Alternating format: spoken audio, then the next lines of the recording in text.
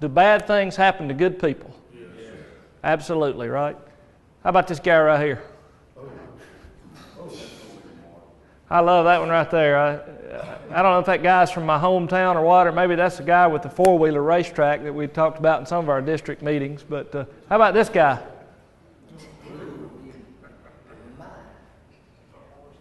First time I saw this picture, I thought, is that a moose or what is it? Obviously, it's a horse. I know we have a lot of deer claims, but how about that one? My favorite thing about that shot is if you look really closely right there, you can see the guy still in the truck hanging on. All right, second question. Everybody make 100 on this test. Bad things happen to good people, yes. What does this number mean to you? Foreign policy. That's exactly right. Well, to me, this policy is my dad's number. And I love to slip in, and he's retired now. He just turned 70 about a week or two ago, and I love to slip in when he's sleeping and take a picture of him and then pick on him and have fun about him sleeping all the time. But the truth is, he's really one of the hardest working people I've ever known growing up. He worked at Reynolds Aluminum up in the Florence area. Have y'all ever heard of the swing shift? You know what that is? So he had one of these jobs where he'd be getting ready to go to work, and he'd have on a shirt that had his name on it, and he'd be going to work at 4 o'clock one day, and the next day he'd be going to work at midnight, and the next day he'd be going to work during the day. And very hard-working man, but through his work, he was able to put my brother and I through college, and my sister went partway through college and then met a guy. And anyway, but Dad's a hard-working guy. But anyway, so to me, that number is my dad.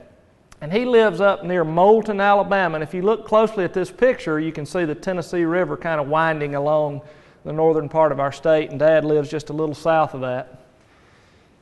The other thing that number means to me is my home. We moved away from Atlanta when I was 2 years old. We got a lot of family still over in Atlanta, but this is really the only place I ever remember. Mom and Dad bought this house. It didn't, of course, look like that back then, and Dad's done a lot of work to it. And that's the only home I ever remember as a child. On February the 6th of this year, that's what it looked like. It was a Tuesday morning, and my phone rang about 3:30 in the morning, and it was my brother. He lives up in Decatur. And he said, Rex, the neighbors have called, and they said the weather is really bad up here, and Dad's house has been hit by a tornado. And Dad's okay. He's in Atlanta visiting his brother. But your stepmom, Juanita, the emergency management people are looking for her. And I'm sure everything's fine. I'm sure the neighbors are exaggerating. You just stay where you are. I just want you to know what's going on, and I'll call you if I need you. Now, how well do y'all think I slept after that phone call? So I laid there and tossed and turned, and I knew we'd had some bad weather, and should have just gotten on up and taken a shower in retrospect. But about 5 o'clock, my brother called back, and he said, Rex, I just left the house. They found Juanita. They've taken her to the hospital. It looks like she's going to be fine, but the house is worse than the neighbors even said. So you need to come on up here. So I got in the car and took off on up to Moulton, Alabama. And, I thank God for small miracles. And I don't have my cell phone with me today, but, most of the time a cell phone's an annoyance. But, boy, in that situation, driving up there that morning, I'm getting reports constantly. And so I thank the Lord for cell phones. My daughter's 7 years old. She never knows a time when there weren't cell phones. But I tell you, I had phone calls all morning long. I drove straight to the hospital in Moulton and walked in the back door of the hospital. And when I walked in the back door, I probably wasn't supposed to go through this door. There were people walking down the hallway crying. And I still didn't understand, I don't think, the magnitude of what had happened, but these people were walking down the hallway saying, why did this happen to us? I don't understand why this happened to us. He was so young. And I find my way to my stepmom's room, and they had her in a big neck brace. And they thought she was fine, and she was fine. She just had a little bit of a neck issue. So I left the hospital after I knew she was okay, and I drove out to the house, my home, that policy number. And as I drove up to the house that morning, I leaned out the window, and this is a photograph I took of my first view that morning of my childhood home. I got some before and after pictures here. This guy right here is my uncle who lives in Atlanta. That's where Dad was that morning. That's Dad in the background. And if you could see back behind him, his tractor's parked beside that little shed there. And there's the same picture. There's the tractor. Everything was gone. I mean, even the four-wheeler that was inside the little barn was picked up and thrown 300 yards probably. This is my stepmom, Juanita, and this is my niece, Lindsay, and this is this little structure here is something that my dad had always wanted. There's an Amish community just south of Moulton there, and he always wanted to get one of these little gazebos they build. And he got that. You can see what kind of pride he took in his yard. And there's the gazebo after the storm. You see the little bricks around the edge. You know, Dad had always wanted one of those gazebos. And I've since thought a lot of times, what is it in your life you're holding on to? What is it you really want? Is it the next car? Bigger house? More life sales? I always wore my class ring from college until this happened. I don't wear it anymore because I learned a very powerful lesson that whatever it is in your life that you're coveting, it can be taken away just like that. Just like that. So what should we be focusing on in life? Stuff or people? This is the back porch right here. You can see Dad sitting there. When I was growing up, this was a little patio. It wasn't enclosed. Dad always wanted to get it enclosed. He finally got it enclosed. There's the patio after the storm. Now my stepmom's car is parked under there, and I love this because my dad is an eternal optimist. Through all this, I only saw him cry twice, when he found out his wife was okay and when Alpha handed him a check. That's the two times I saw him get emotional. But we're walking around outside, if you can imagine this, looking at this, and my dad walks up to me and said, "Son, you know Juanita's car is under there. You think it's totaled?" I love his optimism. I said, "Dad, you know, more than likely it's damaged pretty severely. In a week when we get it out, we'll let you know." I tell you about my stepmom. She was sleeping that morning in the guest room. She wasn't in the master bedroom, which was demolished. And when the storm struck, of course, at 3 o'clock in the morning in Moulton, there's no alarms. She had no idea.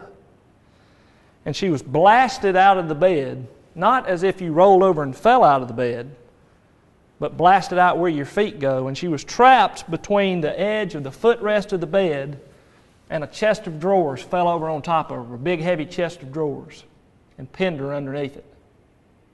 And I told my dad, I said, "Dad, I think God just made a little cocoon there for her because He didn't want you to have to bury another wife." Quarter of a mile away, 3 neighbors were killed. My cousin, on his way that morning at about 4 o'clock in the morning, drove past the neighbors, found a refrigerator laying on top of one of them, pulled it off, held the man in his arms while he died, took his last breath. His wife and child died that morning at the hospital. What are you holding on to? The class ring? It's not the way you want to see your dad make the cover of the paper. I'm kind of hoping he'd win the lottery or something, you know. I'm going to spend a minute here on this side. I read in a book one time, you ought to love your neighbor as yourself. Anybody else ever read that?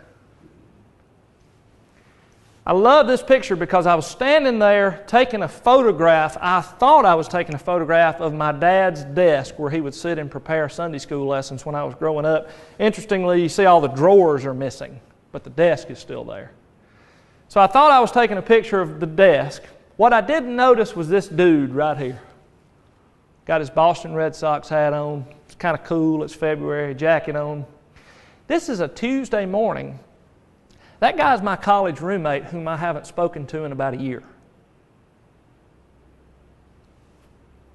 He got a metallurgical engineering degree from Alabama.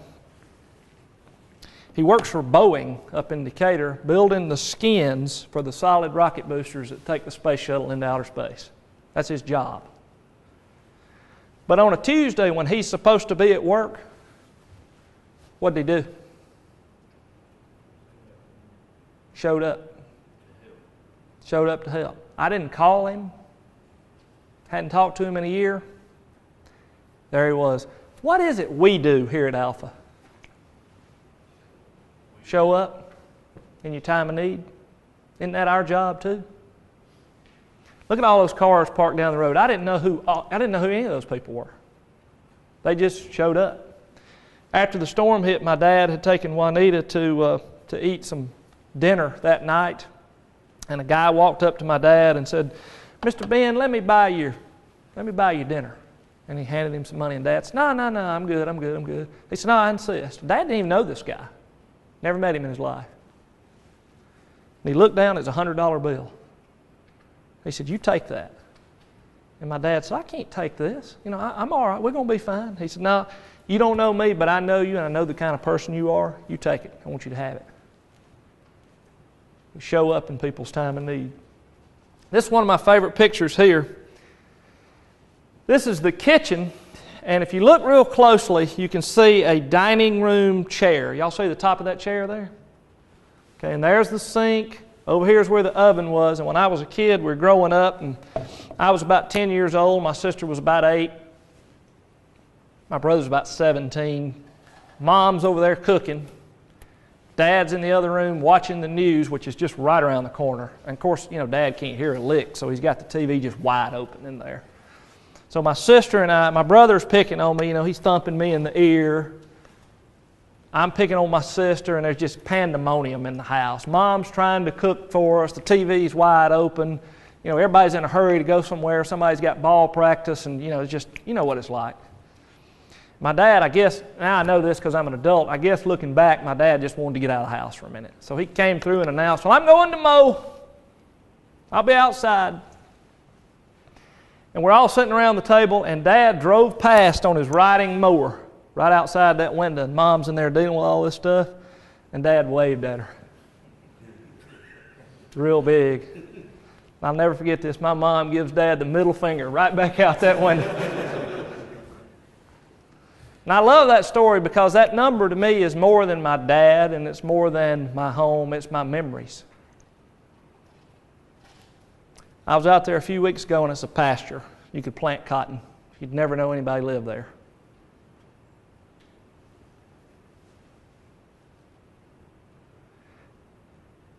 Let me tell you what my co-workers did here at Alpha.